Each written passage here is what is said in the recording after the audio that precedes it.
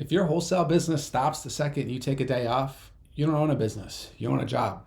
Today I'm going to show you how to build a team for wholesaling that runs without you, even when you do take a day off. Let's get into it. So early on in wholesaling, you usually have to wear all the hats, right? You're doing acquisitions, dispos, follow-up, KPIs, systems, but most wholesalers never graduate out of that phase. So when they step away, leads don't get called, follow-up stops, contracts don't get signed, and deals end up dying. And ultimately, that's not a motivational issue. That's a structural issue. An example, this weekend I'm going to Vegas for a real estate networking event, and I have no question that my team's still going to be able to function, and I'm going to go show you how we're able to do that. While I'm away, I'm not necessarily going to be on my phone, computer all day, every day, but I know appointments are going to be attended, contracts are going to get signed, and deals will not fall out. So to jump into it, a few things I would do to build out a wholesale business that functions when you step away. Excuse me. One is going to be having clear roles. And what do I mean by that is not everyone does everything, right? There has to be structure. Everyone has to be in charge of something. And where a lot of wholesalers make mistakes is they hire helpers versus somebody that's going to own an outcome, right? Like some examples, a lead manager is going to handle, my speed to lead and my qualification process. Acquisitions is going to run appointments, negotiate and lock up contracts. Dispo is going to move deals. And eventually you, the operator, is going to be in charge of the systems and numbers, right? And the big thing is, if someone can't answer this question, what breaks if I don't show up today? If they can't define that, their role isn't defined, and you need to talk with them and get that in line. So let me list out some of these. Again, you have to have that clear role structure, and also kind of that hierarchy too, right? If I don't know how to answer this, who do I go talk to, right? So lead managers, they're doing qualifications. Acquisitions is doing, and it's, again, this is kind of like what their main KPI is going to be. What can they control to move the ball forward when talking with these sellers? Lead managers, qualify them, push them to appointment. Acquisitions is going to lock up contracts. And this is going to be super simple, right? It's going to seem simple. They're going to sell deals. And then eventually the operator, which is going to be you, once we start getting the right people in the right seats, you're going to be in charge of, making sure the system gets followed and tracking the numbers. So making sure your team has defined roles so that they know, hey, if I don't show up today, this is going to break. They have to be in charge of something, and it's not just hiring VAs to be helpers. You want someone that's going to come in, own that role, and make sure that outcome does come from it. So one is going to be clearly defining the roles. Two is going to be systems over talent.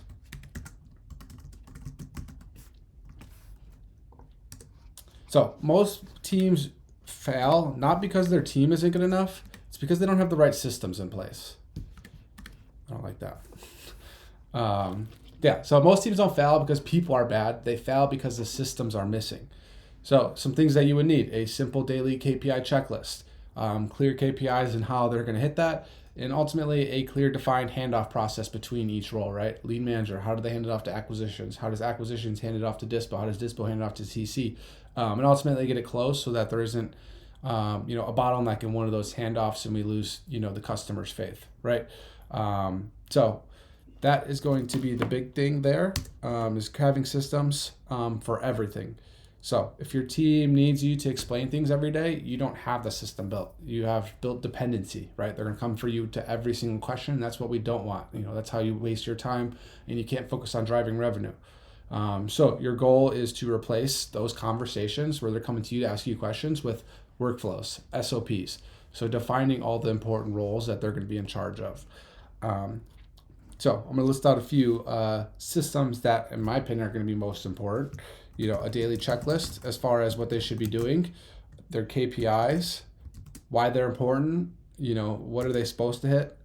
Again, kind of going back up to here, for KPIs, lead managers, eventually I'll do a full video on KPI breakdown, but, lead managers, all right, their main goal is getting appointments. That's what I care about.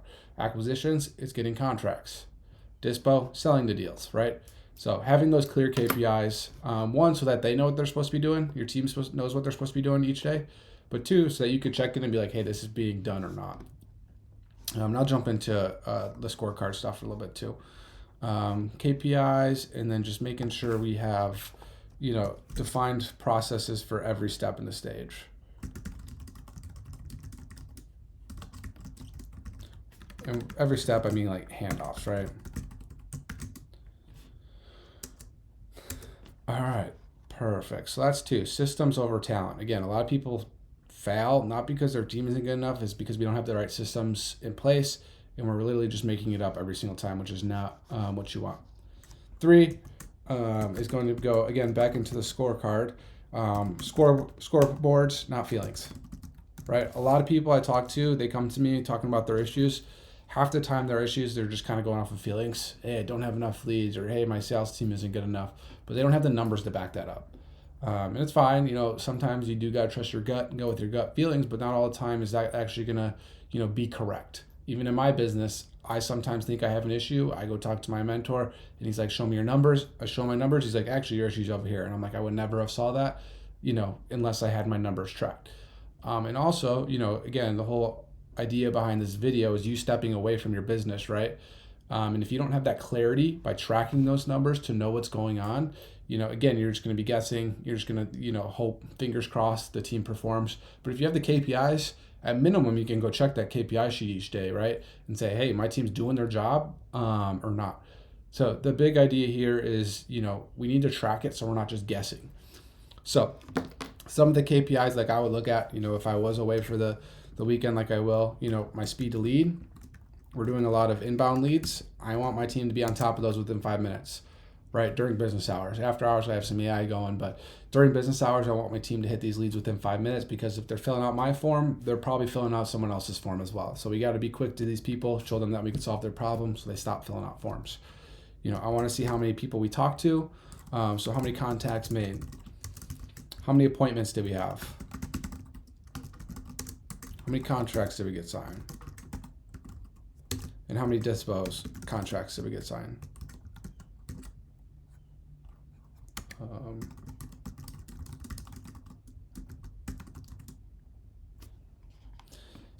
I always like to start like down here at the bottom, contract signed, right? That's the most important. If my team goes and gets 5 contracts today, great. I'm not necessarily concerned about everything else, right? Because they did what was most important, moving the ball forward, which is getting contracts signed. If that numbers fall short, I'm gonna go look at my appointments, then my contacts, then my speed to lead. So I do review all of those, not necessarily on a daily basis. When I'm out of town, I will review this more frequently. When I am in office every day, this is gonna be more of a, weekly metric that I'll check over. We do review this with our team every day. We have a 15-minute huddle at the start of our day where we go through these numbers just to make sure people did hit their numbers from the day previous. But yeah, we just want to make sure that the people, our team, are moving the ball forward, right? We want to see the scoreboard and not, just judge us by feelings. All right, number 4. And this will be my last point as well. Ultimately, you have to build the business like you're going to leave it.